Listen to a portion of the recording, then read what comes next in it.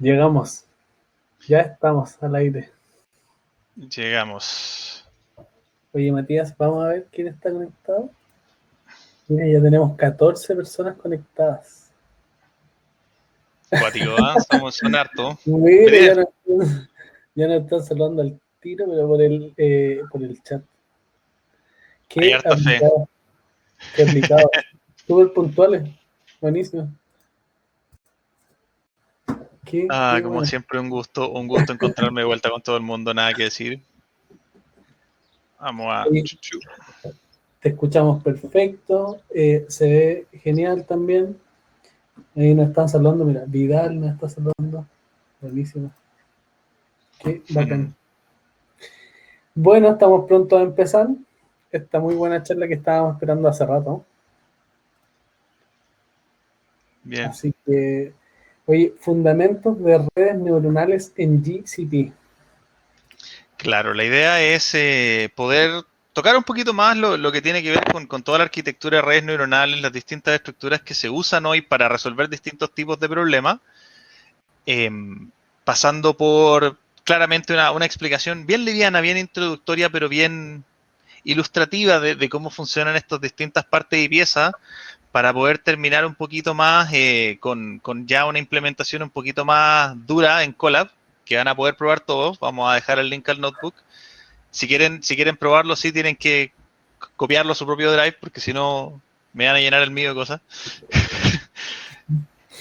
Por Y favor, van a poder ver en vivo, claro, un modelo secuencial, convolucional, que lo que hace es tomar distintos reflejos y partes de los retratos de distintos faciales para poder tratar de clasificar la emoción correcta que está, digamos, mostrando la fotografía. Entonces, buenísimo. cuando estemos un poquito más, lleguemos al final Ajá, de la primera parte de la presentación, vamos a irnos de cara a eso. buenísimo. Qué bueno. Oye, nos están preguntando si acaso estamos en la misma casa. Efectivamente, pero estamos manteniendo el distanciamiento social. ¿Ya? Como se puede entender. Así es. Eh, Un brazo de distancia, ¿viste? Al Oye, otro lo lado, un único brazo de distancia. de Denio, ¿viste esto que está al revés? Estamos al revés. Nos volteó la cámara. Sí. Así es. ¿Qué tal, Panchito? Buenísimo. Oye, yo creo que vamos a dar, son un par de minutos más antes de comenzar, pero quería comentar algo, y es que, bueno, hoy día vamos a ver la presentación de Matías, pero quiero dejar invitado a que nos puedan escribir en el chat los que estén interesados en realizar alguna pregunta sobre el final, que entiendo que Matías va a dar un espacio para que puedan hacer preguntas. Los que estén interesados en preguntar algo nos comentan por el chat y les permitimos que suban para que puedan hacer su pregunta con micrófono, ¿ya? Así que, súper. Eso es, si están de acuerdo y tienen algunas preguntas que hacer, idealmente que sean acerca de la presentación. Idealmente que sea acerca de la presentación, sí. Vamos a ir revisando que esté todo en orden.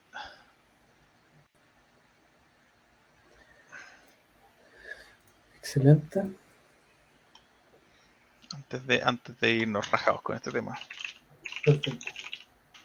¿Sabes qué me falta aquí? Me falta como algo para poner música, así como para complementar un ratito este inicio. Mira Santa Cruz, que extrañaba. ¿Cómo está el Panchito? Qué bueno. Perfecto. No sé, ¿les parece? ¿Comenzamos? A ver, ¿qué opina la gente? Mira, vamos a hacer algo.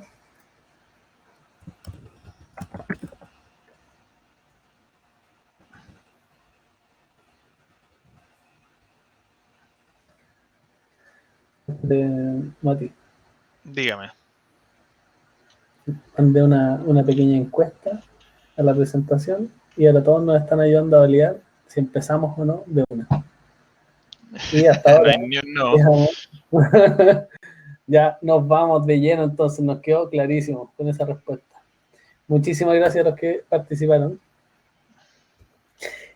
Bueno, estamos dando de nuevo, entiendo, a una serie de charlas que tuvieron vida hace algún tiempo atrás. Hoy día las estamos retomando en este tiempo en el que estamos todos medio remotos, en nuestras casas, algo encerrados.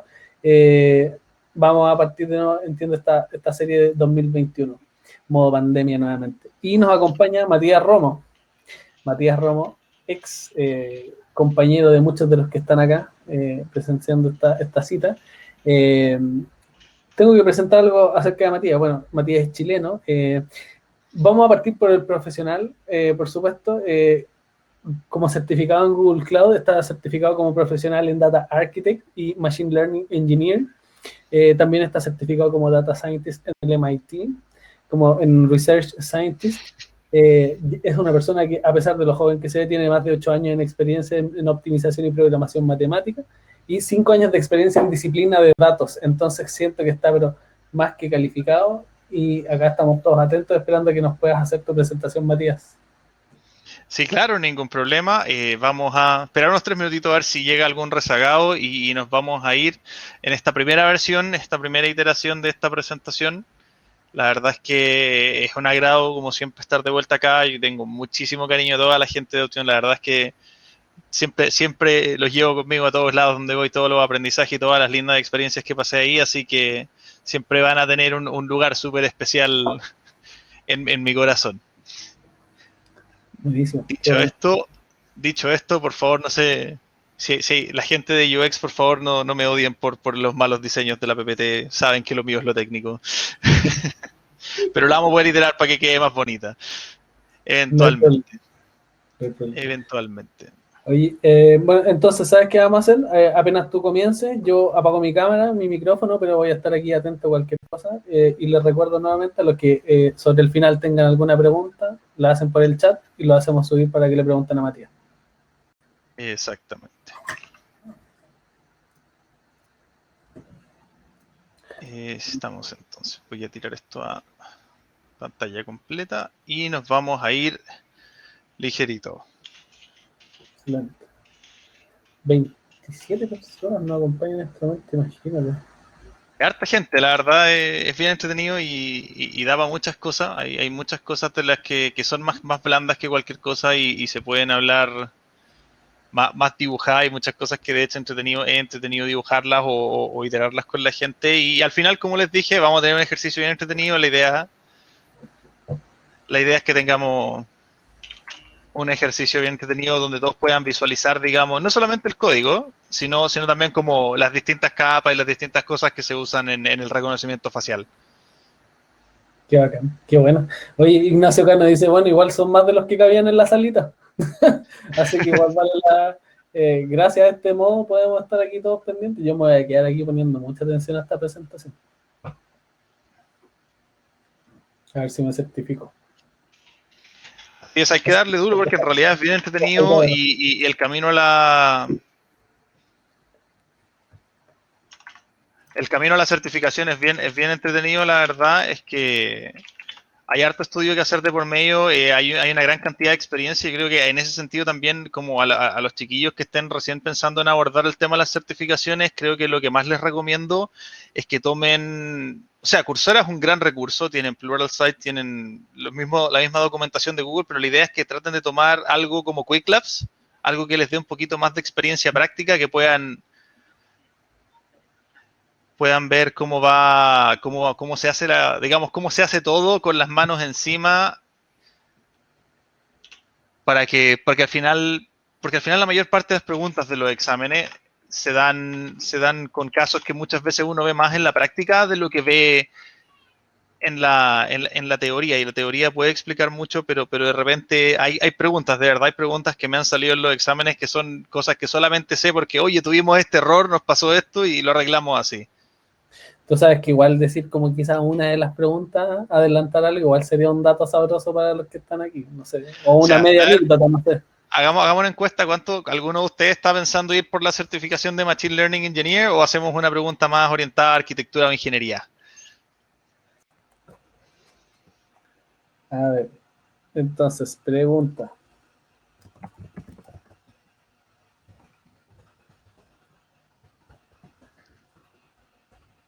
Arquitectura, ingeniería o machine learning. ¿Qué certificación quieren tomar? Y damos algunos tips ahí de...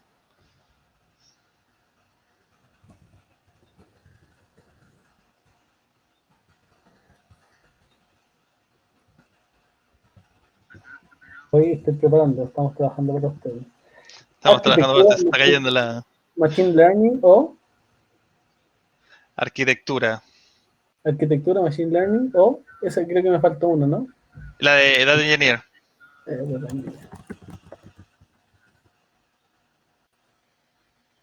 Vamos a ver. Uy.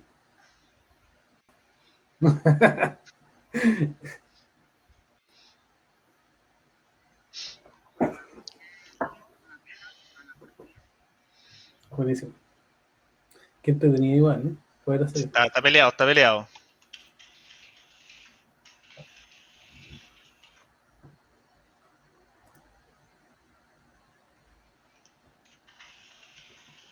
Para el ingeniero. Tenemos 2, 3 y 4. Arquitectura se está quedando atrás.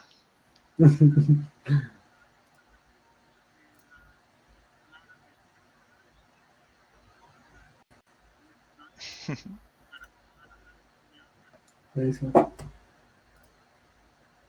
Yo diría que Data Engineering parece que se quedó con el premio. Está bueno, está buena. 5, 10 respuestas, pero vamos, somos más de 20, pues chiquillos, respondan si no les Eso. interesa o si no están lo suficientemente como orientados a la certificación. Igual, por último, una temática de las que les gustaría aprender un poquito más de esas tres. Sería súper entretenido para que lo tomáramos también desde ese lado. Bacán. Y si no, Matías, ya sabemos dónde está el preferido. Podemos ir comenzando y le damos nomás. Tenemos 10 respuestas en total, 37% de los días. Súper bien. Perfecto. Entonces nos vamos.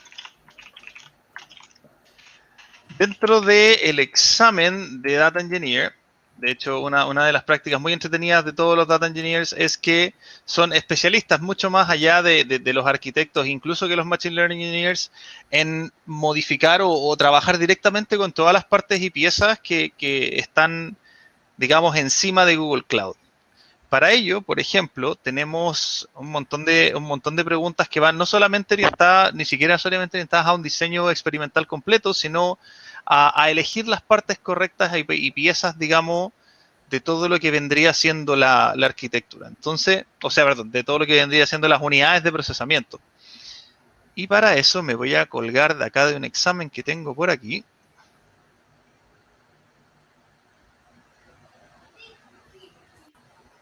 Acá. Acá.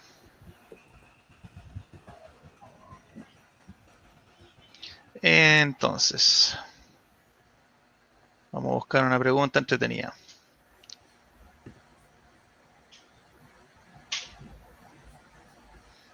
Ya. Ejemplo, pregunta número 1. Se le solicita, trabajando en una compañía de medios, que diseñe un sistema que pueda servir un modelo de Machine Learning que identifique distintos objetos dentro de un video. Yo les voy a dar una pista ahí. Y se pide identificar los componentes de Google Cloud que serían necesarios para construir esta solución. Se presentan 4 opciones. La primera es construir una tubería utilizando las Cloud Functions para correr el modelo, recibiendo inputs de mensajería desde PubSub para entregarlos como input al modelo de Cloud Vision, a la API de Cloud Vision, para poder, digamos, reconocer, digamos, los objetos dentro de este video. La opción B, utilizando PubSub como cola de mensajes y Cloud IoT como descriptor de eventos, a través de Dataflow integrar el consumo de toda esta información hacia la API de Cloud Vision y entregar los resultados a través de Cloud Logging. Para los que llevan más tiempo trabajando, antiguamente se llamaba Stackdriver. Alternativa C, utilizando PubSub como cola de mensajería. La verdad es que todas dicen PubSub, así que saben que va por ahí. Y una Cloud Function, pasar esta información directamente a la API de inteligencia de video y presentar los resultados a través de Cloud Logging o Stackdriver. Alternativa D, cola de mensajería desde PubSub una Cloud Function que envíe el input a AutoML inteligencia video y entregando los resultados también de nuevo a través de Stackdriver.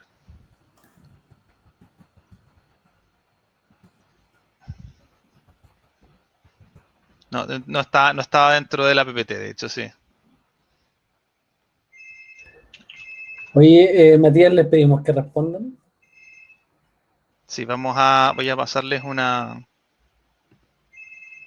referencia acá para que la tengan. En general, para desglosar un poquito la pregunta,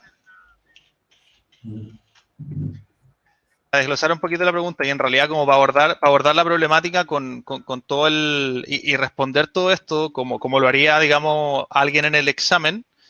Como sabemos, todas las opciones tienen PubSub, que es nuestra cola de mensajería que nos permite leer y escribir cosas de forma asíncrona para procesar la data conforme vaya llegando, más allá de tener que procesarla a ciertos volúmenes o ciertos temas dentro del día. Entonces, la segunda distinción que se hace es quién recibe este input o quién procesa este input, ya sea Cloud IoT y Dataflow o una Cloud Function. En estos casos, en general, cuando uno trata de construir el sistema, una de las reglas que se usan mucho en los exámenes es tratar de mantenerlo lo más simple posible. Y como el tópico de PubSub generalmente ya va a venir estructurado con los distintos elementos que va a traer el video, ambos casos funcionan, pero sería más eficiente usar una Cloud Function ya que consume menos recursos.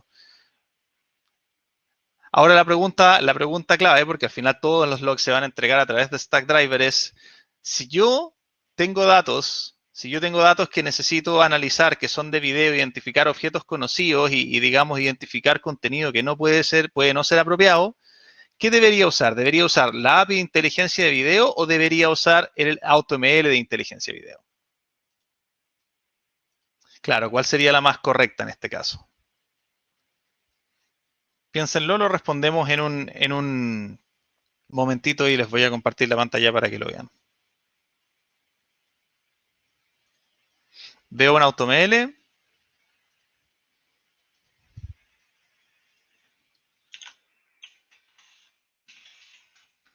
Alguien dice la API de Video Intelligence o sus puros AutoML de QData Studio.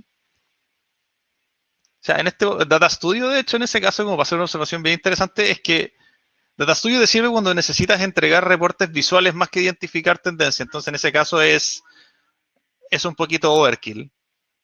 Funciona también, como siempre, todos esos elementos funcionan, pero se busca como la arquitectura más simplificada posible o el diseño más simplificado posible. Y la pregunta va orientada, digamos, a cómo servir los resultados de este modelo, que es lo que hace va a ser identificar objetos y mandar una alerta en el caso de que haya contenido inapropiado, es decir, para que el video se bloquee o para que el usuario, digamos, esté advertido de que el video tiene contenido inapropiado.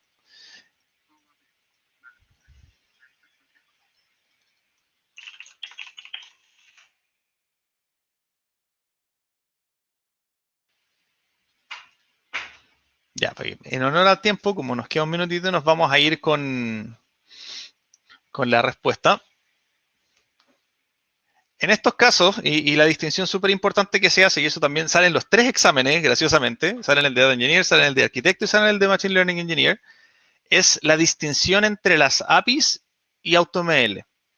La distinción muy importante que existe entre las APIs y AutoML es que las APIs son modelos preentrenados, que Google entrenó con sus propios parámetros para identificar casos y objetos conocidos. Es decir, si yo quiero identificar una silla, algo que sea muy común de identificar, generalmente la API me va a entregar un problema y una respuesta directamente rápida y con un tiempo de respuesta muy simple. Sin embargo, si lo que yo quiero identificar es algo que no es tan común, como por ejemplo el logo de una compañía, o quiero identificar específicamente un píxel que cambia de color dentro del video, algo que no es un caso típico de estudio, en ese caso me conviene usar AutoML porque estoy pasándole un input o le estoy pasando una función objetivo, por así decirlo, que es muy, muy acotada, es un caso de estudio muy específico.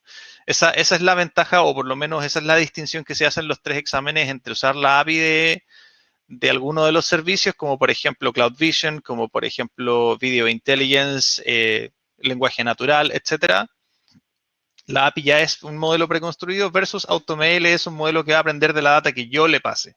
No, no es un modelo que ya viene parametrizado, que ya viene entrenado, que en algunos casos es muy bueno cuando el problema es típico, se llama, y en otros casos es más complejo cuando el problema es atípico, porque ahí tengo que buscar más, cosas más específicas. No sé si quedó más o menos clara la explicación.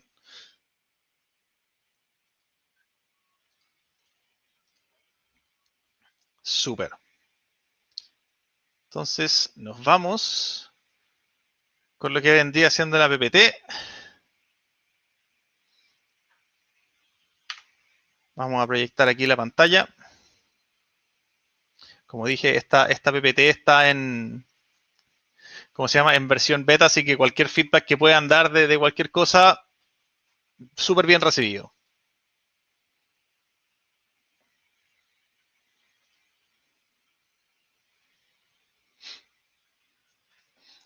Entonces, vamos a hablar de todo lo que son los fundamentos de las redes neuronales y cómo esto se integra a Google Cloud Platform en distintas partes. Vamos a hablar específicamente de dos componentes bien grandes de Google Cloud Platform que hoy día se usan para trabajar todo lo que es arquitectura de Deep Learning, arquitectura de aprendizaje reforzado, etcétera, que son TensorFlow o específicamente el framework de TensorFlow Extended y Kubeflow, que es el equivalente de TensorFlow Extended, pero para entrenar con más partes y piezas más propias.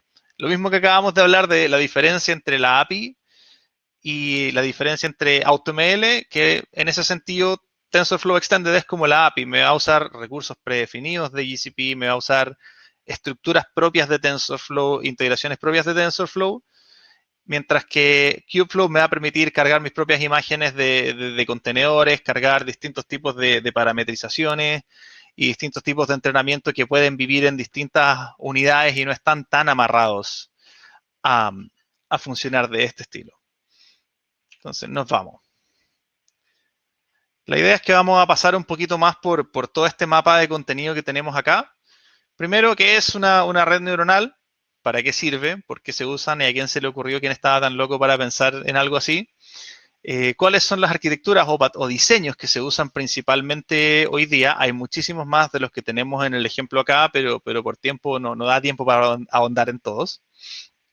¿Qué tan complejo se vuelve un modelo, digamos, considerando distintos tipos de capas, distintos tipos de activaciones y distintos tipos de pesos relativos que se le asignen a cada propagación inversa o a cada feedforward? Como cuarto tip, un tip súper importante y bien interesante, técnicas para mejorar el rendimiento de un modelo entrenado en TensorFlow o incluso con redes neuronales, puede ser en PyTorch, puede ser XGBoost, distintos tipos de cosas que no solamente les van a ayudar a entrenar más rápido, sino que también les van a permitir no caer en distintos como problemas o situaciones tramposas que ocurren normalmente, ocurren de repente cuando uno entrena, sobre todo cuando uno está pagando una GPU, una Nvidia Tesla, no es nada barata, así que duele. Y por último, claro, ¿cómo funciona el AI Platform de Google? Vamos a mencionar rápidamente lo que es TensorFlow Extended, vamos a mencionar rápidamente lo que es Kubeflow. Lamentablemente, y les pido disculpas, en esta primera iteración no alcancé a terminar el ejercicio de Kubeflow, pero ya estuve conversando con Pedrito, me conseguí un proyecto para que lo podamos tener en vivo y se los voy a ir dejando en un futuro no muy lejano. Y por último, claro, vamos a irnos a un caso de uso que va a ser un Colab de Google, un notebook de Google que básicamente está en la nube, que cualquiera puede correr en su ambiente local. De por sí el que les voy a mandar ya está corrido, lo pueden clonar a su ambiente local, pero tienen que crear más o menos la misma estructura de carpetas para que les funcione, si no pueden ir viendo lo que hace cada capa secuencialmente y nosotros también lo vamos a ir revisando acá. Entonces vamos. Como decían al principio, mi nombre es Matías Romo, estoy certificado por Google como arquitecto de datos y como Machine Learning Engineer. Saqué mis dos certificaciones de ciencia de datos, una en Big Data y una en Python en el MIT. Y bueno, vengo del campo de la investigación operativa, por ende estoy muy apegado a las disciplinas matemáticas.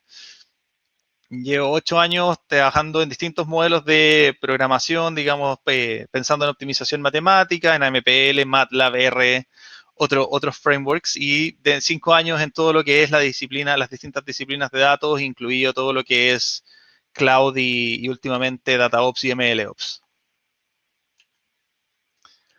Entonces, ¿qué es una red neuronal? Porque al final eso es lo que venimos a hablar hoy día y es lo que todo el mundo se pregunta. Las redes neuronales tienen su origen en este interés que existió por tratar de enseñarlo en computador a replicar el pensamiento de una persona. En 1962 hubo una charla acerca del futuro de la computación en Stanford, si recuerdo bien. Y una de las preguntas que uno de los alumnos, piensen que esto fue hace casi 60 años, que uno de los alumnos le hacía a su profesor era: profesor, ¿qué consideraría usted que sería una inteligencia artificial o una máquina inteligente? Y el profesor le dijo: la verdad es que para mí una máquina inteligente sería una máquina que fuera capaz de venderme un refresco y darme el cambio exacto con el billete que yo le dé. Y eso crea un precedente o un paradigma bien entretenido, porque al final, mientras más comunes se van volviendo los distintos avances tecnológicos con los que nos enfrentamos, más inocuos parecen o como menos impresionantes parecen. O sea, el hecho de que hoy día uno pueda hablarle a su celular, a su asistente de voz, Siri, Bixby, Alexa, y ellos no solamente puedan saber lo que dijiste, sino conectarse a internet, buscar y procesar exactamente lo que les pediste, incluso a veces generar llamadas hacia los locales, es un avance tremendo que hace 50 años la verdad es que la gente lo veía muy loco. Y al mismo tiempo también tenemos el otro lado, que es que hay mucha expectativa alrededor del mundo de la inteligencia artificial, hay mucha expectativa alrededor del mundo del machine learning que todavía no se ha cumplido por completo. O sea, hay mucha gente que decía que para el 2020 íbamos a tener autos voladores y entre otras cosas súper entretenidas. Pero la verdad es que igual hay muchas cosas de las que estamos lejos porque hay muchas funciones del cerebro que todavía se desconocen. De hecho, recientemente, creo que hace un par de años solamente se descubrió que el hipocampo, una de las áreas centrales que está cerca de la conexión de la espina dorsal con el cerebro, antiguamente se pensaba que solo controlaba el equilibrio y ciertas partes de la regulación térmica del cuerpo. Y ahora se descubrió que también controla muchas de las funciones cerebrales mayores y que la arquitectura propia y que la mayor parte de las neuronas, el 75% de las neuronas y las redes neuronales del cerebro, están dentro de todo ese sector interno del cerebro. Entonces ahí cambiamos mucho la forma de hacer las cosas y la razón por la cual se genera un poquito esta diferencia entre las redes neuronales artificiales denotadas por A y las redes neuronales biológicas denotadas por B, en cuyo funcionamiento uno pareciera o uno pudiera inferir que son relativamente similares. Sin embargo, funcionan de forma completamente distinta. Hoy día nosotros, los seres humanos, y incluso ocurre esto desde que son muy pequeños, tienen la capacidad de un elemento que se ha buscado mucho en el Machine Learning que se llama de hacer one-shot learning. Es decir, yo a mi hijo de 6 años le puedo mostrar una foto de un elefante y con esa pura foto él ya sabe lo que es un elefante y va a ver un elefante y va a saber que es uno y va a ver un gorila y va a saber que no es un elefante. Mientras que un modelo computacional yo le tengo que entregar muchas y muchísimas referencias y en muchos casos también muy entretenido si alguien se quiere meter en este mundo. Cuando entrenen algún tipo de dataset o algún tipo de modelo de identificación de objetos, traten de pasarle después para la predicción las fotos de las cosas al revés. Se dan cuenta que pasan cosas muy entretenidas ahí. Hoy día se usan mucho las redes neuronales para resolver todo lo que se llaman los problemas de optimización no convexos. Convexo significa que en el fondo la curva es una especie de U y que uno puede siempre llegar al punto más bajo o más alto de la curva. Cuando esto está en muchas dimensiones y el plano no es completamente regular, sino que ocurren muchísimas cosas dentro de ese plano y no todos los puntos que uno puede ver, a pesar de que parezcan son realmente las soluciones del problema completo. Y hasta el día de hoy, de hecho, hay mucha gente que no sabe explicar y todavía es muy difícil explicar por qué las redes neuronales son tan buenas en estos campos. Matemáticamente ha sido difícil llegar a esa solución. Funcionan increíblemente bien, quizás porque pueden hablar, por así decirlo, un lenguaje un poco más allá de lo que nosotros realmente podemos concebir dentro de los reinos de la matemática y la programación. Entonces, otro de los objetivos que habíamos mencionado efectivamente es a replicar la capacidad de aprendizaje emergente, el one-shot learning que tenemos los humanos. Todavía no se ha logrado, pero hay dos approaches súper entretenidos, uno del lado de los datos y otro del lado de los algoritmos. El primero del lado de los datos se llama low-shot learning, que consiste en crear datasets enriquecidos con pocas muestras de datos, pero que tienen mucha información. Y por el otro lado, existen las LMs que se llaman Extreme Learning Machines, o máquinas de aprendizaje extremo, que hacen esta misma replicación del proceso, pero a diferencia de las redes neuronales tradicionales, no siguen una estructura matemática muy estándar, sino que hacen muchas cosas, muchas tareas de forma aleatoria para tratar de llegar más rápido a una convergencia. Estamos cerca, pero todavía falta. Entonces, dentro de la tipología de las redes neuronales hablamos de 3 unidades en general. Hablamos del perceptrón, el perceptrón siendo una neurona, una unidad, digamos, mínima o por así decirlo, el circulito al cual yo le entrego información para que me procese el resultado. Hablamos de los tensores como la representación matemática de todas estas relaciones entre los perceptrones. Y hablamos también de lo que es la regresión logística como el centro del perceptrón.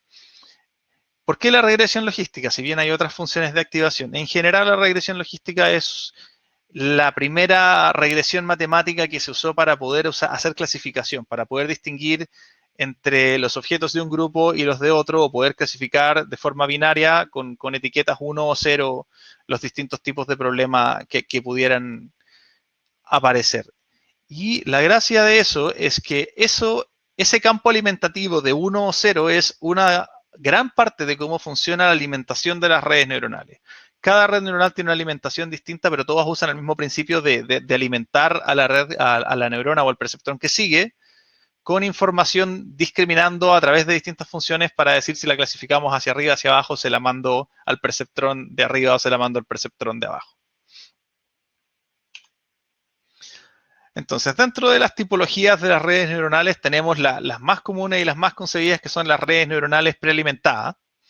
Si quieren hacer una analogía con algo, un funcionamiento de la vida real, es como jugar al teléfono. A pesar de que, claro, hay mucha más imprecisión en la información, pero es como jugar al teléfono porque esa información constantemente se está pasando hacia adelante. No vuelve en ningún momento, entonces yo digo lo que escuché y si lo dije mal, bueno, perdí. Hasta llegar a la última capa, que es en el fondo la capa de output o la capa que entrega el resultado y dice, oye, ¿sabes qué? Que la frase era 1 metro de encaje negro. Después de eso se evolucionó dentro de toda esta arquitectura. Se fueron agregando distintos tipos de capas. En general se distingue en una arquitectura de redes neuronales la primera capa, que es la capa de inputs, la capa de activación, que en el fondo es la que recibe la información, que la alimenta a distintas capas que pueden estar entre medio. Hay varios tipos de capas, principalmente las capas que están entre el principio y el final se llaman capas ocultas o se conocen como capas ocultas. Hay otras más avanzadas, pero es porque, y se interpretan de esta forma, es porque muchas veces no sabemos qué está pasando ahí adentro, no sabemos qué se integra o qué ocurre dentro de toda esa alimentación de peso. Y eventualmente, conforme ha ido evolucionando toda la matemática alrededor de este tema y toda la arquitectura alrededor de este tema, se han ido pudiendo esclarecer distintas cosas. Lo cual nos llevó al problema número 2. El problema número 2 es cómo realmente hago que estas redes neuronales aprendan. ¿Cómo aprende uno? En general, usando la información del resultado previo para computar una nueva función. En el fondo, uno desde niño itera.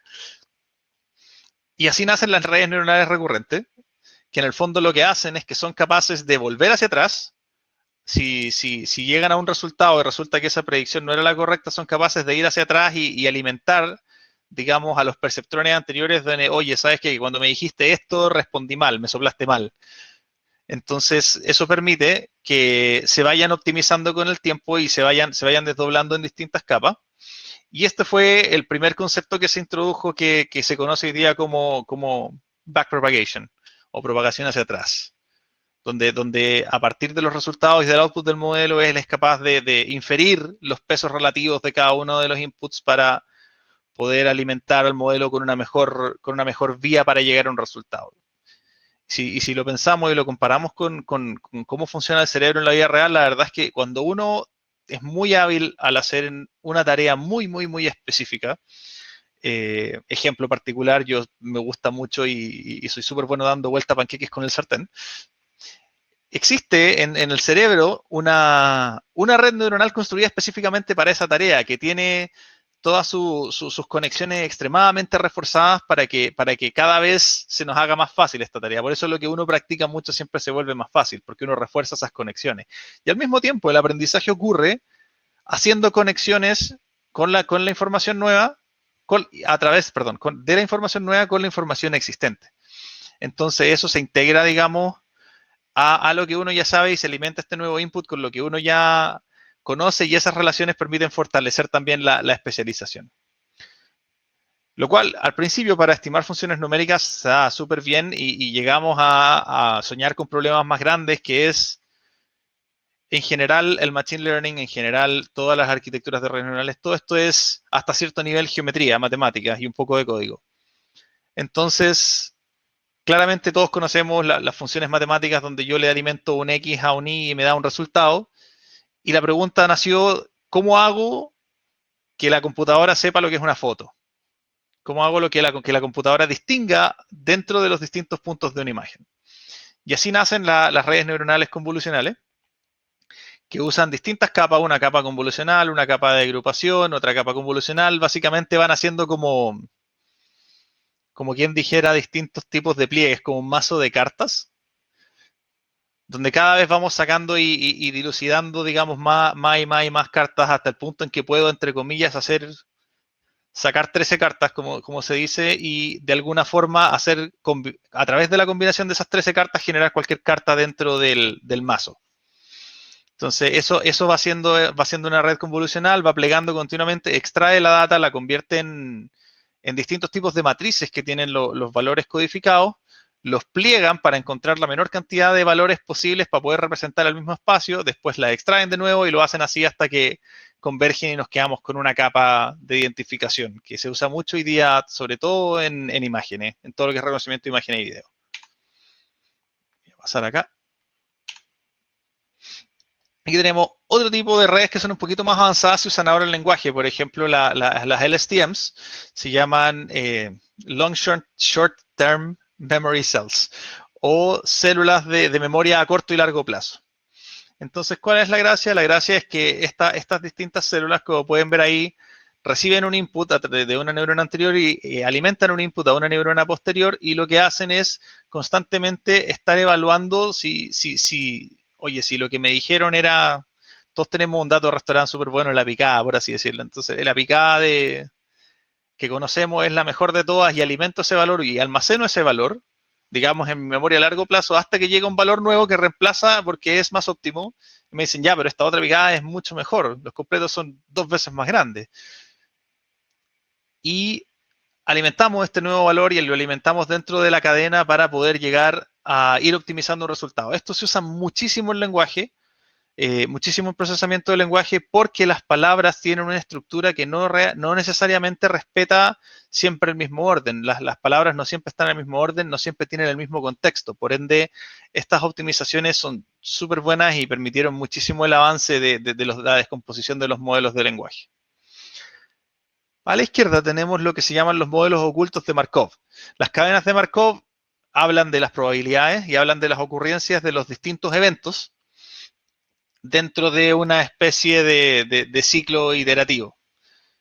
Por ejemplo, si uno piensa en cualquier algoritmo sencillo, y por algoritmo no pensemos en matemáticas, sino en cualquier patrón que yo vaya repitiendo para hacer cualquier cosa, hacer huevos revueltos al desayuno, por ejemplo.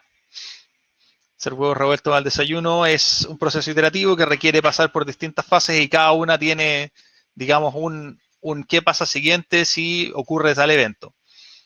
Entonces, el caso 1, por ejemplo, es qué pasa si, oye, quebré el huevo pero se me cayó fuera del sartén. Pasa algún evento distinto así se me cae dentro del sartén. ¿Qué pasa si el huevo que está dentro del sartén se empieza a quemar? Pasa algo distinto a que si está crudo. Entonces, todas estas cosas tienen una probabilidad de transición, como se llama, que dice, ok, de este evento tienes tantas probabilidades que pases a este otro evento, y así sucesivamente se van alimentando para modelar todos los eventos que dependen de probabilidades. Y por último, la mejor de todas, y esto es una de las más recientes, en realidad esto es nuevo, la última charla no la incluyó, tiene que ver con los autoencoders. Los autoencoders básicamente son redes neuronales que permiten extraer información rica de las distintas features y estructurar, por así decirlo, o crear sus propias features a partir de las distintas características anteriores observadas. Entonces pueden combinar distintos tipos de relaciones para reducir la cantidad de posibilidades o la cantidad de variables o la cantidad de dimensiones con las que tengo que iterar en el caso de que tenga un problema muy complejo. Y es la razón por la cual se usa muchísimo, hoy día casi todas las plataformas automatizadas usan autoencoders para poder determinar si efectivamente que la variable diga 5 significa que es una edad o es un número que yo tengo que comparar, es decir, 5 es más que 4, o si de frentón 5 simplemente es la etiqueta que estaba fuera del galpón donde fui a dejar las cosas, entonces no tengo por qué compararla con el 4 porque no hay ninguna relación entre ellos, son diferentes. Entonces tenemos un dibujo que no puedo encontrar, pues es más difícil, que tiene que ver con las redes neuronales gráficas. Y las redes neuronales gráficas tratan de expresar distintos tipos de mapas gráficos enormes que simulan las relaciones y los pesos entre cómo se relaciona un perceptrón con el otro. ¿Qué perceptrón alimenta a cuál cada vez del tiempo? ¿Qué tan fuerte es la conexión entre estos dos? ¿Qué tan fuerte es la conexión entre distintas capas? Y hay unos dibujos muy lindos, lo pueden buscar en Google. De hecho, hay muchos GIFs que son muy entretenidos. De ahí tengo unos dashboards dando vueltas que también podemos usar. Pasando al tema, bueno, y aquí pasamos al tema de, ya le dijimos a la computadora, o ya logramos que una computadora identifique imágenes y me diga qué imagen es cada cosa, entonces ahora quiero que la computadora me genere sus propias imágenes. Entonces, ¿qué hacen? O se crea esta especie de red neuronal paralela, por así decirlo. Se llaman redes adversarias generativas porque hacen una competencia. Existen dos agentes, por así decirlo, dos agentes o dos redes neuronales, que es, uno es el discriminador, es a quien lo entrenan con la información correcta, a quien le enseñan a identificar, por ejemplo, que sea una Coca-Cola y no una Pepsi. Y después está el generador se le pasa un montón de información aleatoria, dicen, mira, de todas estas imágenes, píxeles, etcétera, trata de crearme una imagen. Y lo que hace el discriminador, y están en este ejercicio continuo, es que el discriminador trata de ganarle al generador y decir, no me vaya a pillar con una imagen falsa. Si me pasaste una imagen buena es porque esa imagen es real, no porque la generaste tú. Y a la vez el generador trata de pillar al discriminador y le dice, ok, no, sí, mira, revísame esta imagen, ¿está buena o no? Sí, está buena. Bueno, la verdad es que la generé yo, nunca existió, era completamente falsa y ahí es donde empezamos a generar estas capacidades de generar imágenes completamente artificiales utilizando inteligencia artificial y como se ve mucho en Deepfake, como se ve en Reface, en muchas de esas aplicaciones que hoy día se están usando muchísimo y son bien populares. Y por último, ya a los valores más profundos, a los valores más intensos, que son los que hablan de, oye, ¿qué? Perfecto. Entonces ya le enseñé a identificar imágenes, ya le enseñé a hacer mapas, ya le enseñé a hacer un montón de cosas. ¿Qué más le puedo enseñar? Bueno, le puedo enseñar a enseñarse a sí misma. Y así nace, digamos, todo lo que es la teoría del valor Q, que es una especie de óptimo oculto, una función que tiene un óptimo oculto, a través de la cual la red neuronal no tiene parámetros, inputs o información, sino que tiene distintos tipos de algoritmos internos que le dicen cuándo está bien y cuándo está mal, pero no tiene más identificación que eso. Yo le alimento con data y le digo, la acción que tomaste está bien, la acción que tomaste está mal, le doy un objetivo.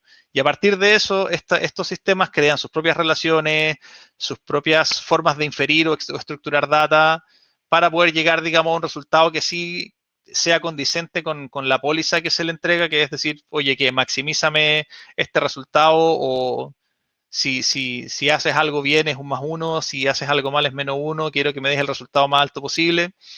Y ahí se mete o empieza todo el mundo de aprendizaje reforzado, que es un tema bien entretenido que podemos dejar para otra charla porque de por sí da para mucho más que solamente esta charla. Entonces, pasando a lo que son los temas de las activaciones. Como dijimos, que las redes neuronales funcionan como equipos. El último es como muy humano, sí, de hecho sí. Se usa el mismo principio de aprendizaje reforzado que se usa con los niños. O sea, estímulo positivo por una acción positiva, estímulo negativo por una acción negativa. Es lo más cercano que tenemos hasta el día de hoy a algo, una inteligencia artificial que emule a lo humano. Y de hecho es muy entretenido porque en el último taller hicimos un ejercicio de, usando un algoritmo de aprendizaje reforzado, le enseñamos al Snake, al juego de la serpiente, perdón, se me cayó el carnet, le enseñamos a una computadora a jugar Snake por sí sola. Por ahí tengo el repo de ahí, se los paso si lo quieren. Entonces, todas las redes neuronales se componen de distintas capas y todas esas capas tienen que ser activadas o no activadas con distintos principios. Entonces, ¿por qué y para qué tenemos más capas? Es decir, es necesario, puedo entrenar un modelo con una capa de input o de activación, una capa oculta y una capa de output, absolutamente se puede. Y la gracia aquí es el equilibrio en que mientras más capas tenga el modelo, mayor va a ser su profundidad o mayor va a ser su especificidad, es decir, va a ser más preciso. Pero si tiene demasiadas capas, puede que tienda a aprenderse demasiado bien las cosas y no pueda dar realmente con la respuesta que se le pide, sino con una respuesta completamente memorizada. Ejemplo paralelo bien entretenido, yo cuando era niño, todo el mundo pensaba que a los 2 años yo ya sabía leer, porque me sabía todos los comerciales, entonces me sabía todas las marcas que decían, entonces veía la marca, decía y repetía el nombre del comercial. Creo que una vez, y la vez que me pillaron fue creo que en un comercial de una farmacia que dije el nombre de la otra farmacia y se dieron cuenta que lo que había hecho era simplemente aprender a asociar las imágenes y no leer en lo absoluto. Más o menos la misma pillería. Eso se consideraría overfitting o algo de ese estilo. Entonces, para eso tenemos distintos tipos de capas que nos pueden ayudar a procesar esto. Tenemos, como dijimos, la primera y la última capa que son inmutables, generalmente no cambian, la capa de activación o la capa de input, que es la que le dice a la red neuronal todas las posibles opciones que puede recibir, todos los posibles valores que puede recibir. Tenemos las capas internas, que son las capas ocultas. Entre medio podemos agregar, digamos, distintos tipos de capas que permitan hacer normalización. No todos los tipos de células o de perceptrones son iguales. Hay distintas funciones y hay distintas funciones que sirven para predecir o, digamos, para rendir distintas respuestas. Entonces, cuando tengo, por ejemplo, un modelo conectado donde un perceptrón tiene que dar input de muchas posibilidades a los 5 siguientes, tengo un modelo que va a usar una función más compleja de activación, va a usar, por ejemplo, una función softmax, que le va a permitir discriminar entre muchos tipos de cosas. Versus si uso una función más sencilla, como un sigmoide, esto me va a permitir predecir una probabilidad estática, pero de orden binario. Es A o es B, y no hay nada entre medio. Si es 0.51 contra 0.59, me voy al lado mayoritario y esa es mi predicción y listo. Entonces, dentro de todas estas capas, cada una está programada o armada, digamos, dentro del alcance de lo que uno quiere lograr. O sea, hay capas, como dijimos, hay capas convolucionales, como lo vimos en los modelos convolucionales. Hay capas que convierten un tipo de dato a otro tipo de dato. Hay capas secuenciales que lo que hacen es alimentar, digamos, el input anterior al input siguiente a través de alguna transformación simple. Hay capas de reducción de dimensiones, hay capas de memoria. Exactamente. Exactamente. O sea, igual se puede hacer de muchas formas distintas, pero sí, es el SOR con perceptrones, básicamente. Entonces, dentro de las funciones de activación, uy, se me fue la última, pero era softmax.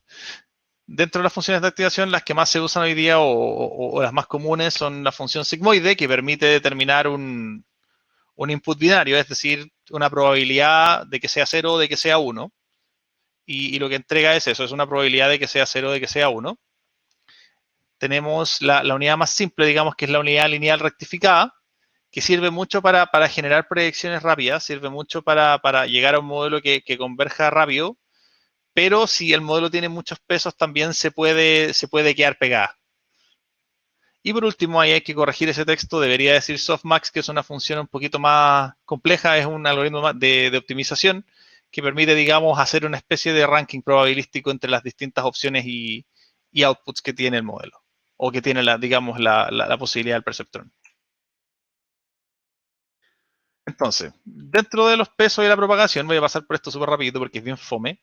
El cálculo del número de pesos depende directamente de la cantidad de capas que tenga una red neuronal, de la cantidad de neuronas que tenga cada capa, porque en el fondo eso determina la cantidad de pesos relativos que va a crear y la cantidad de relaciones que va a crear la red neuronal al momento de su ejecución y de su activación. Mientras más pesada, como dijimos, más puede llegar a ser más precisa, pero también hay muchos problemas con los que uno se puede encontrar entre medio.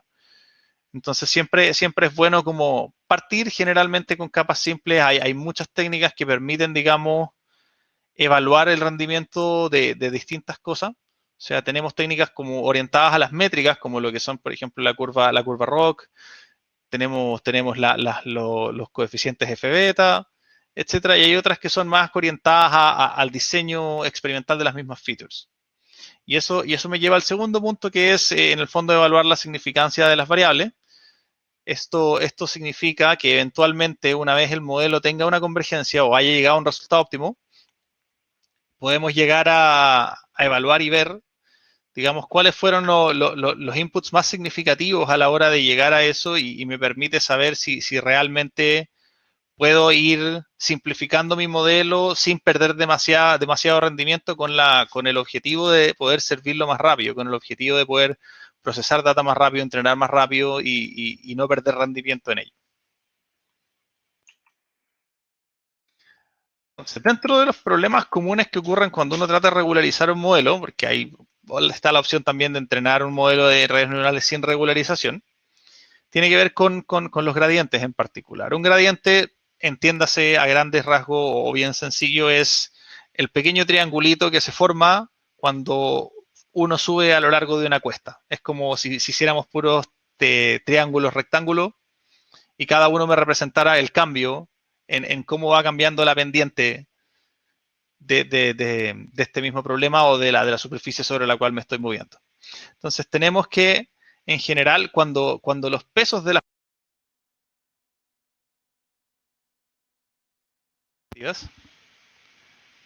cuando los pesos de las primeras capas son poco significativas, pasa que los gradientes tienden a tener valores muy pequeños, y a medida que se adelantan, o por lo menos que se integran dentro de todo lo que es el avance de la red neuronal, esto les va costando converger porque los valores se van haciendo cada vez más pequeños. Al mismo tiempo también pasa exactamente lo contrario cuando las funciones de activación son demasiado directas. Digamos, tenemos estos gradientes que toman valores muy grandes muy rápido, y eventualmente hace que las capas anteriores o posteriores del modelo pierdan relevancia dentro de toda la estructura. También con las unidades lineales rectificadas pasa que dentro de las capas que utilizan ReLU, si los pesos relativos de distintas features son demasiado diferentes, hay muchas veces en que las capas ReLU en general no generan muchas activaciones, no generan mucho, ¿cómo se llama?, mucho input dentro del modelo, simplemente alimentan de forma lineal y pareciera que no están ahí.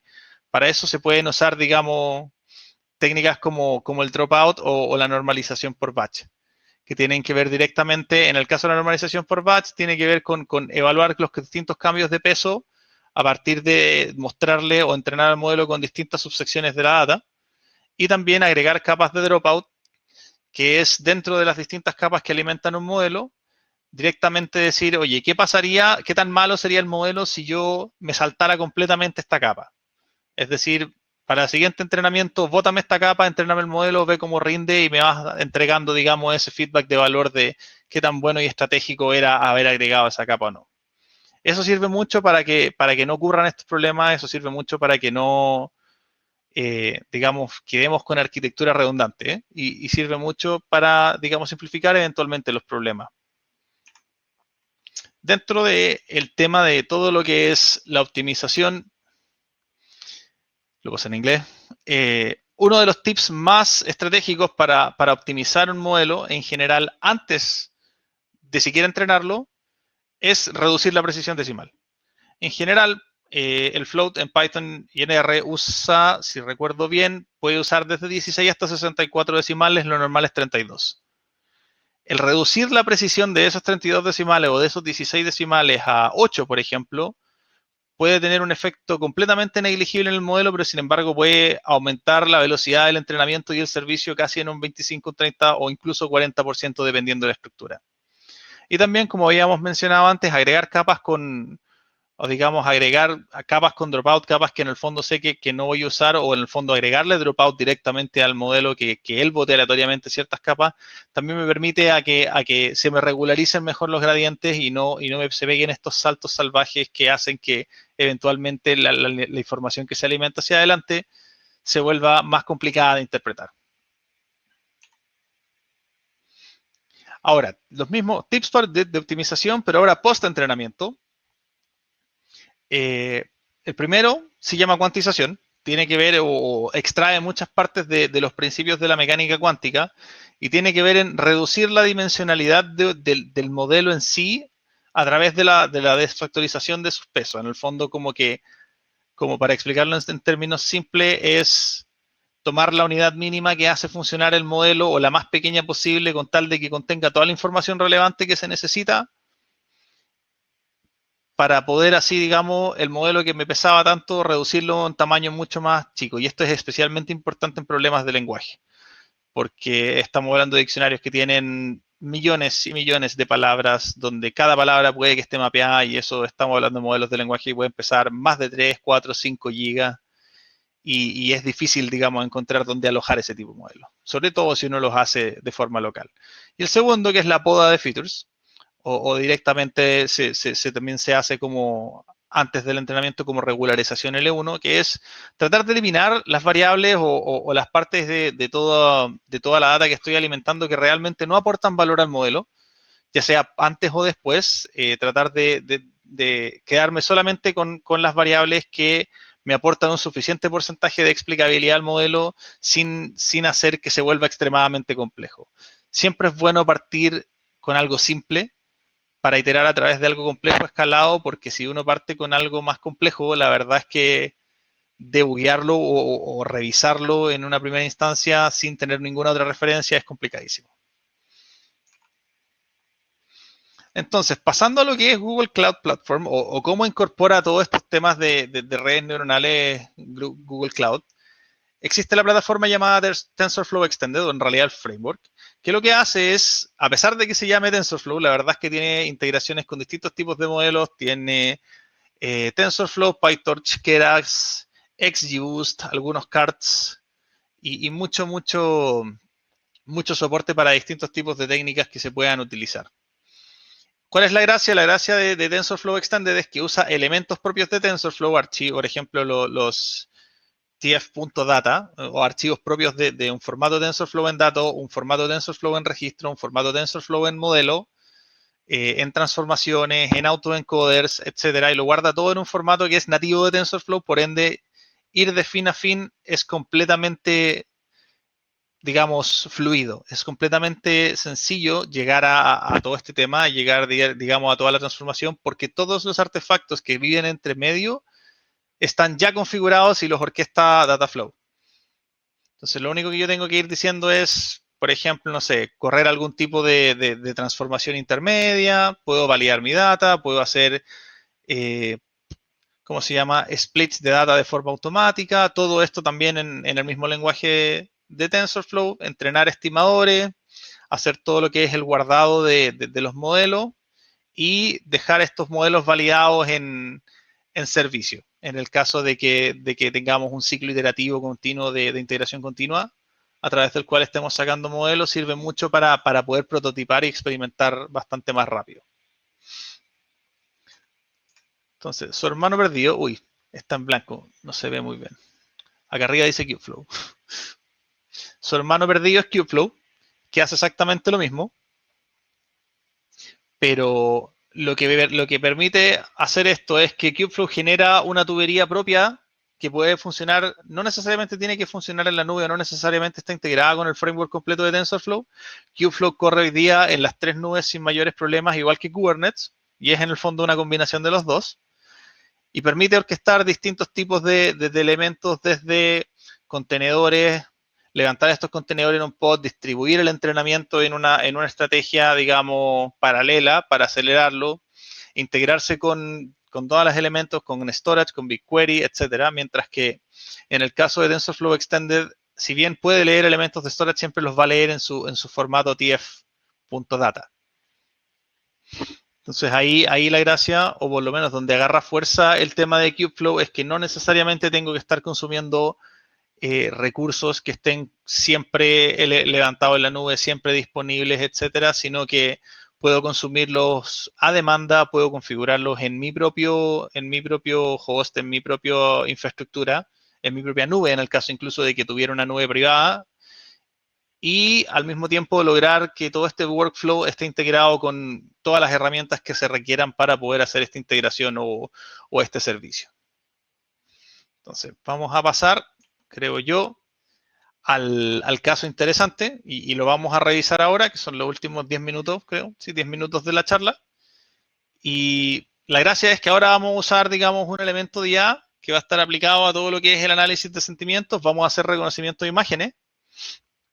El notebook es súper largo, si hay alguna parte que no entiendan, hay algunas que están explicadas, comentadas, etcétera, pero lo van a poder probar ustedes mismos, es parte de un curso súper entretenido que me tocó hacer y lo quiero compartir con ustedes. Así que vamos allá y vamos a ver si me lo abre directo o me lo comparte directo, me lo cambia de... Sí. Les voy a dejar el link acá, a ver si puedo...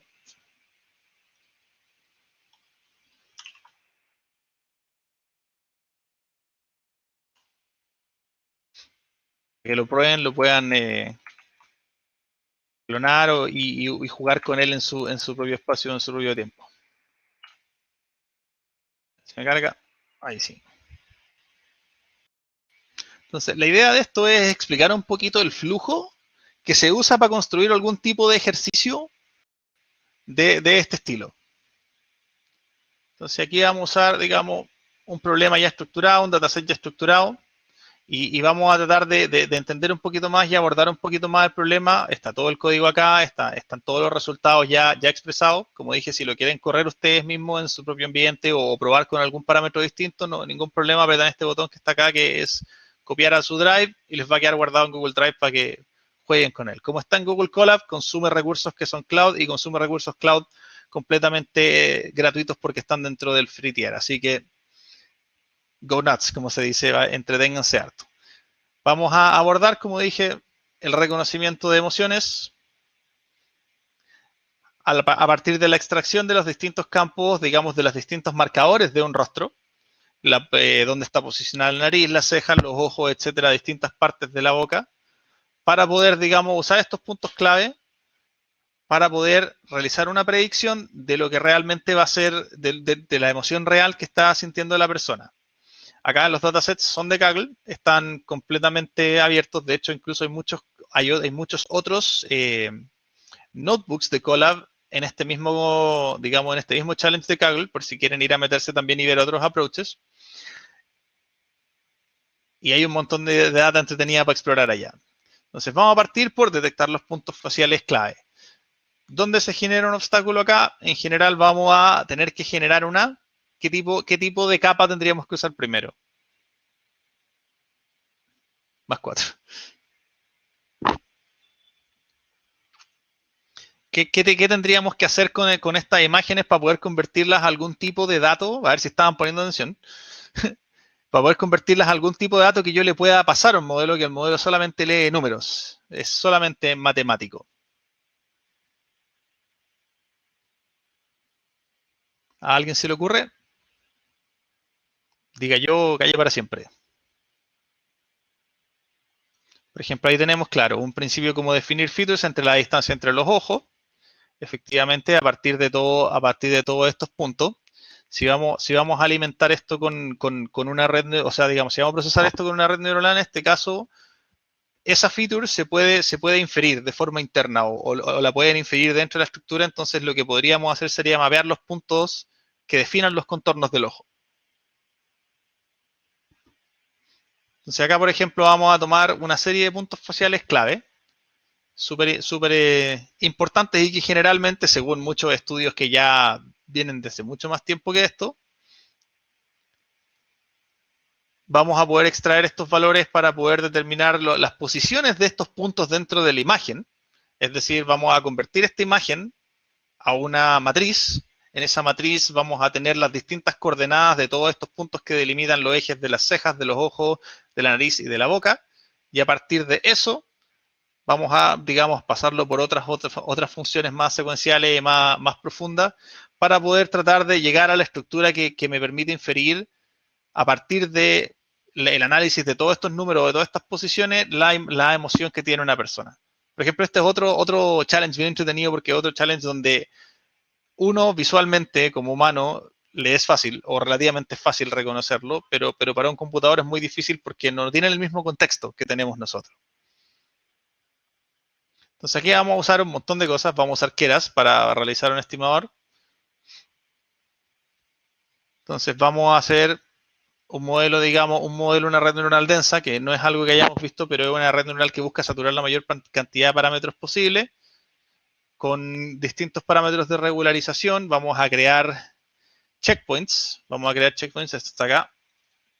El model checkpoint es una parte muy importante y tiene que ver con cuando llego a ciertos óptimos donde después de tantas iteraciones no he podido obtener una mejora muy grande, voy a guardar, por así decirlo, un punto guardado, un checkpoint como se diría en un videojuego, para poder, en el caso de que llegue a iterar por mucho tiempo y no encuentre nada mejor, me puedo ir al último checkpoint y decir, ok, esta es la mejor respuesta que pude dar.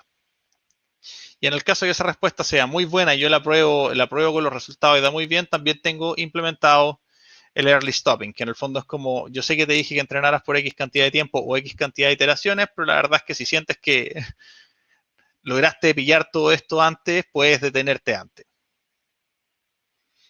Vamos a usar, digamos, una base de datos de imágenes que se llama ResNet.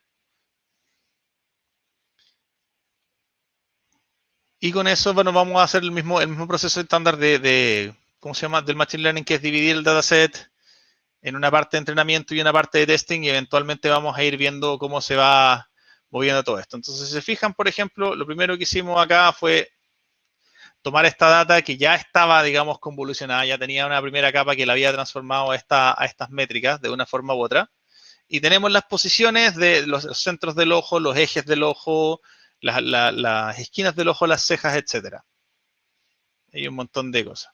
Entonces vemos que tenemos 2140 imágenes, o sea, convertimos 2140 imágenes en todos estos distintos, estas coordenadas, con ninguna vacía. Es súper importante dentro de todo a pesar de que hoy día se corre mucho HTML, se usa mucho todo, siempre es importante igual analizar si hay data que falta, si hay data que sobra, si hay data que está mal estructurada, si hay data que tiene distribuciones, porque al final hay muchos modelos que asumen que la data tiene ciertas distribuciones y si esa distribución no se respeta, el modelo va a dar cualquier cosa.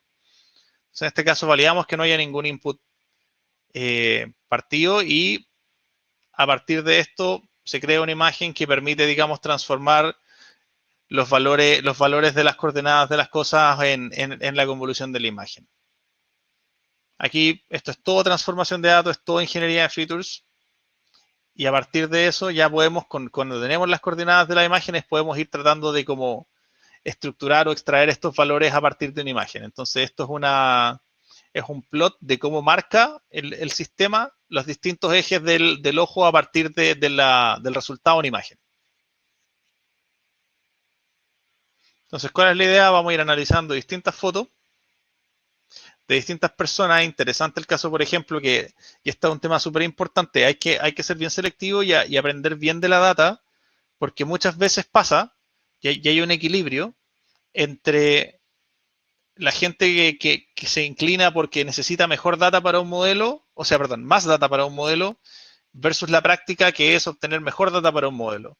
Por dar un ejemplo, si yo entreno este modelo y resulta que lo que termino resultando es que a la gente que no usa lentes me la predice súper bien, y a la gente que sí usa lentes la verdad es que me genera problema, ¿qué estrategia, desde el punto de vista de los datos, qué estrategia podría tomar yo ahí para poder mejorar el rendimiento de este modelo?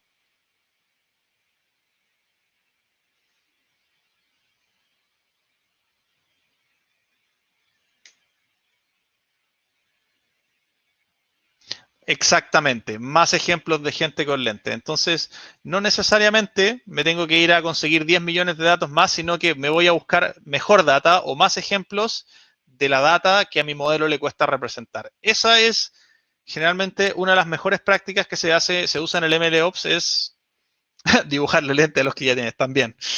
¿Por qué no? Excluir a los informáticos. Claro, también pasaba mucho en la universidad eso. Efectivamente, la respuesta es vamos a ir a buscar mejor data y siempre por eso hay que estar muy atento a las métricas o muy atento a las distintas mediciones que se hacen post modelo para ver no solamente el rendimiento global del modelo, sino también las partes, identificar súper claramente si las partes donde mi modelo está fallando tiene deficiencias, específicamente tienen algo en común. Porque si tienen algo en común, es un problema mucho más fácil de resolver que hacer grid search sobre 700 parámetros. Entonces, el secreto de los buenos modelos está en la buena data. Buena data son buenos modelos.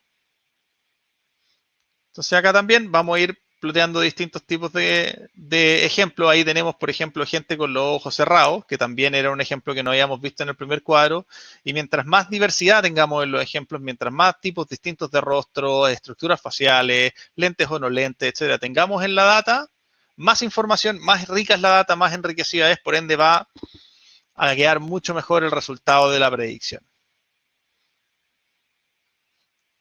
Entonces, por ejemplo, vamos a tomar aquí un registro de todas las features del modelo y esto es un tema que me gusta hacer mucho. De hecho, si alguien alguna vez se topó con algún modelo de Met360 o el de Andritz, yo siempre hago eso, que es traer toda la data menos la última columna para usarlas como features. Y en general, la gracia de esto es que voy a poder tener todos los valores con los nombres de los parámetros que me van a ir alimentando este modelo, entonces le voy a pasar todos los valores, pero no le voy a decir cuál era la imagen ni cuál era la emoción, sino que se la voy a evaluar como etiqueta. Y también, una cosa bien importante, que es un tema que habíamos mencionado antes, voy a tratar de no solamente entrenar el dataset con estas imágenes que tienen, sino también hacer un poquito más de dificultad. Cuando yo vea siempre el ciclo iterativo para que esto se vuelva muy bueno, muy grande, es probar algo simple, validar que funciona, complejizarlo un poco, validar que funciona, complejizarlo un poco y en algún momento esa complejidad se me va a ir muy arriba y ya se me va a escapar del reino de lo que realmente puedo llegar a ser y encuentro mis máximos de complejidad. Pero la idea es ir escalando la complejidad. La idea siempre es ir, ¿cómo se llama? No solamente yéndose el problema más difícil al tiro con los 10 años de data y los 900 millones de features, sino de repente es bueno pescar una muestra chiquitita de la data, un año, incluso muestras de un año, 10 registros por día, solamente para entender cómo vamos a estructurar la data, cómo se mueven las distribuciones, qué partes me tengo que fijar de todo el tema del proceso de la data, es súper importante y súper poco estratégico para mucha gente. La verdad es que creo que ahí se pueden obtener muchos resultados buenos más rápido que haciendo un montón de iteraciones o incrementando la capacidad computacional. Entonces, si se fijan, vamos a ir dando vuelta a las imágenes para que la simetría de los rostros no se cargue solamente hacia un lado. Y le vamos a agregar al dataset original, le vamos a agregar estas fotos, digamos, dadas vueltas, no solamente porque nos permiten, digamos, tener más data, sino que también nos permiten tener mejor data. Entonces, atacamos los dos al mismo tiempo. Otra técnica que también se puede hacer, digamos, es saturar un poco más o un poco menos la imagen. Esto también en reconocimiento de imágenes es súper estratégico, súper importante, porque pasa mucho, y eso es una pregunta, de hecho, lo tengo acá en una de las preguntas del examen de Machine Learning Engineer, y tenía que ver directamente. ¿Dónde está? Claro, trabajas para una empresa manufacturera de textiles y se te pide construir un modelo para detectar y clasificar defectos en las telas. Entrenaste un modelo de Machine Learning con muy buen rendimiento, muy buen recall, con muchas imágenes de alta resolución y de muy buena calidad tomadas al final de la línea de producción. Si quieres que los inspectores de control confíen en tu modelo, en realidad, ¿cuál sería la mejor técnica que podrías usar para entender la racionalidad de la performance del modelo? Entonces, ¿cómo podríamos demostrar que si se voy a sacar... Gracias, Ignacio, no me había dado cuenta. Gracias Ignacio. ¿Qué puedo hacer yo para demostrarle a los ingenieros que, oye, que si resulta, si me cambian la cámara por una que no sea tan buena el día de mañana, ¿qué puedo hacer yo? Exactamente, puedo disminuir la calidad de las imágenes y compararlo con la variación de los resultados. Puedo probar entrenar el modelo con imágenes un poquito más saturadas, puedo inducirles ruido de forma manual. Hay muchas técnicas que traten de asemejarse un poco más a la realidad. También puedo dar las vueltas, ponerlas de cabeza, porque uno de los grandes problemas que partió o ocurrió al principio, nos queda poquito, pero ya vamos terminando, era que los modelos de reconocimiento de imágenes podían reconocer muy bien, por ejemplo, la Cloud Vision de Google podía reconocer muy bien muchos objetos, pero si tú le pasabas una foto del objeto dado vuelta de cabeza, ya no lo reconocía más, y era cualquier otra cosa. Aquí aplicamos términos de técnicas de normalización. Aquí también un dato súper importante, o en realidad súper interesante, que a mí me pasó hace poquito y no lo sabía. Generalmente las transformaciones se hacen en NumPy porque NumPy es mucho más rápido que Python para procesar operaciones matriciales. Sin embargo, para los que usan PyTorch, PyTorch también tiene un método para cargar data y hacer operaciones matriciales. Y los resultados de esos dos tienen distintos niveles de precisión, entonces pueden cambiar completamente la estructura de un modelo, así que es muy importante definir bien qué parte se procesa con NumPy y qué parte se procesa con PyTorch.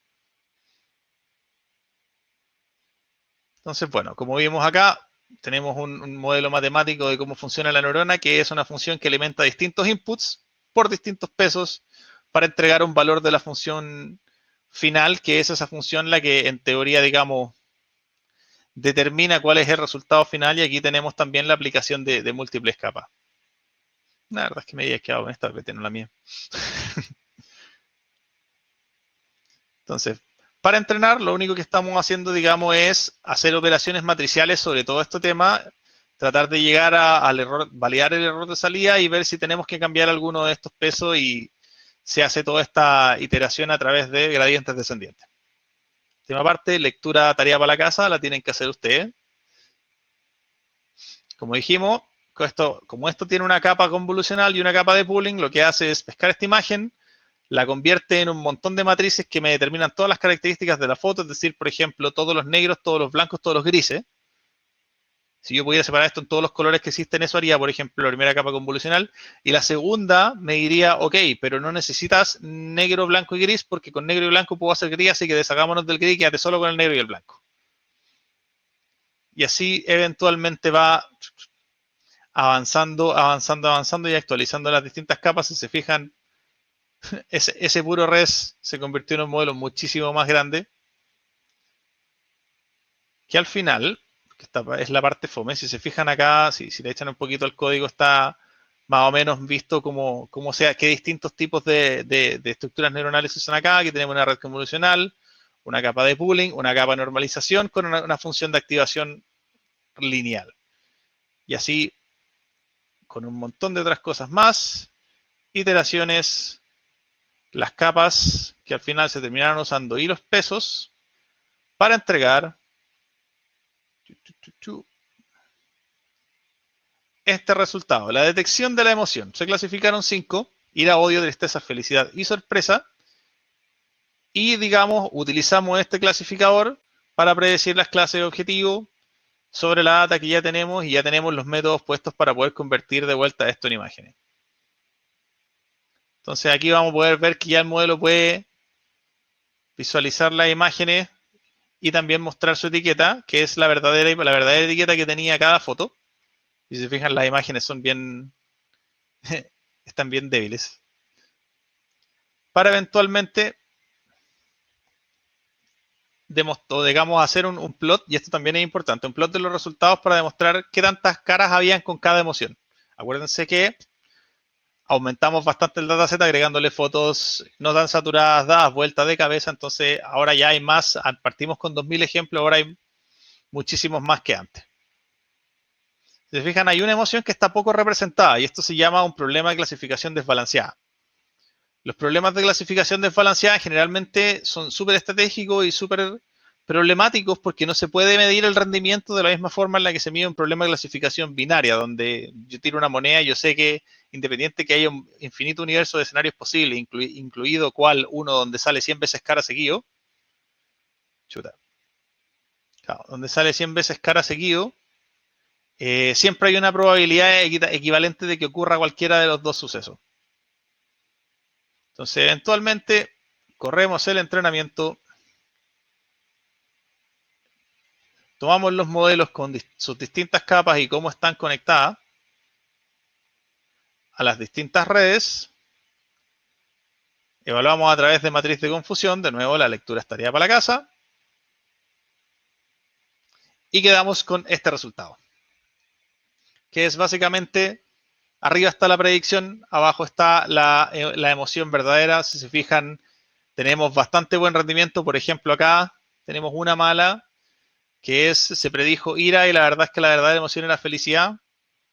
A mí personalmente me hubiese engañado, pero debe haber más de algún error de ese estilo. Aquí tenemos otra mala predicción. Predijo tristeza y en realidad la verdad es que la emoción era ira. Pero si se fijan, en la mayor parte de los casos, el modelo obtiene muy buenos resultados.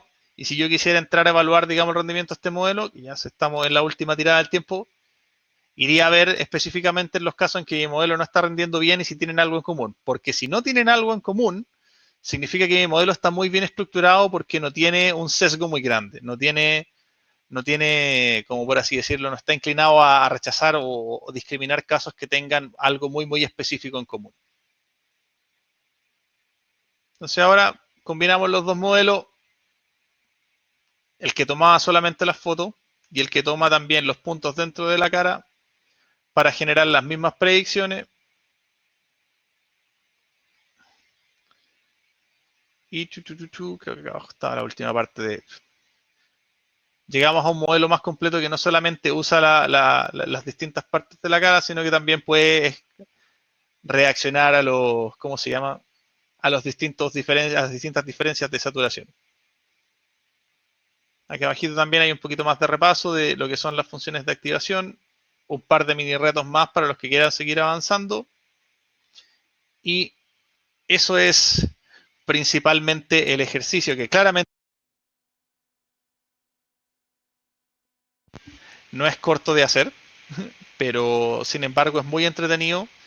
Hay muchos modelos preentrenados, hay muchas guías como para hacer esto en realidad sin la necesidad de complicarse tanto de cada cosa.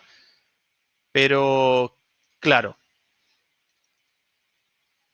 ahí tenéis otra alternativa. Podrías haber usado un modelo base radial por la alimentación continua. Y eso es principalmente, digamos, una especie de pincelada rápida de lo que vendrían siendo las redes neuronales y cómo se pueden trabajar tanto en ambientes cloud como en ambientes locales. La idea es que la próxima iteración tenga más ejercicio, sea un poquito más completa y ojalá mejores colores en la PPT. La verdad es que me pilló la saturación de la foto, irónicamente hablando. Pero espero que les haya gustado, espero que se haya entendido todo, que haya sido informativo. Y si hay preguntas, bueno, estamos abiertos a escuchar todas las preguntas que puedan tener. Acá estamos, Matías, todos atentos todavía. Te pregunto que hasta, bueno, a mí me gusta igual la materia, por eso me quedé, puse mucha atención a lo que estuviste presentando. Y yo me quiero anotar con una pregunta, quizás como para abrir esta serie de preguntas. Recomiéndanos un canal de YouTube, recomiéndanos algún buen website que tengamos que seguir, alguna página en alguna red social, como también como para siempre estar ahí recibiendo algunos contenidos como actualizados. Sí, la verdad es que sí. Mira, para los que son fanáticos de lo técnico, para los que son fanáticos del desglose de qué significa cada parte del código y cómo se estructuran todas estas funciones sin la necesidad de usar las preconstruidas, hay un chico que se llama Jason Brownlee, que tiene un blog que se llama Machine Learning Mastery. Lo voy a buscar y lo voy a poner por acá. Buenas. Y les recomiendo, o sea, y les recuerdo a todos los que están acá todavía acompañándonos en la presentación, que si tienen alguna pregunta para Matías, pueden avisarnos acá en el chat y lo invitamos a subir para que lo pueda preguntar. Esa es una. Y en el caso de que sean más orientados al proceso, al negocio, a cómo abordar y estructurar los distintos casos de negocio, a pesar de que este chico también da muy buenas explicaciones.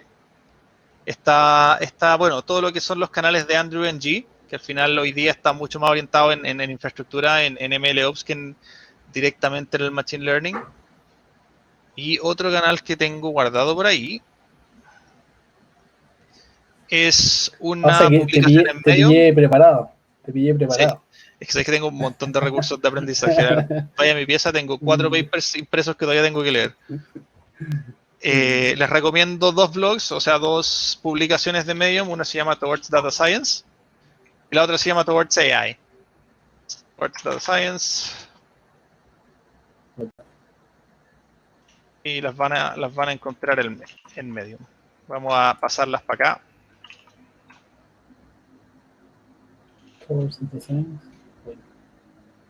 Tenemos Towards AI, que es un poquito más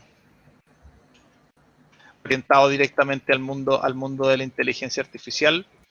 Si quieren aprender recursos de aprendizaje, les recomiendo muchísimo Coursera o Pluralsight, ya que los dos tienen integraciones con Qwiklabs y van a poder hacer más experimentos hands-on. Vamos a cerrar un poquito la pantalla. Excelente. Oye, bueno, y bueno, la documentación de Google también es súper buena dentro de lo que quieren explicar.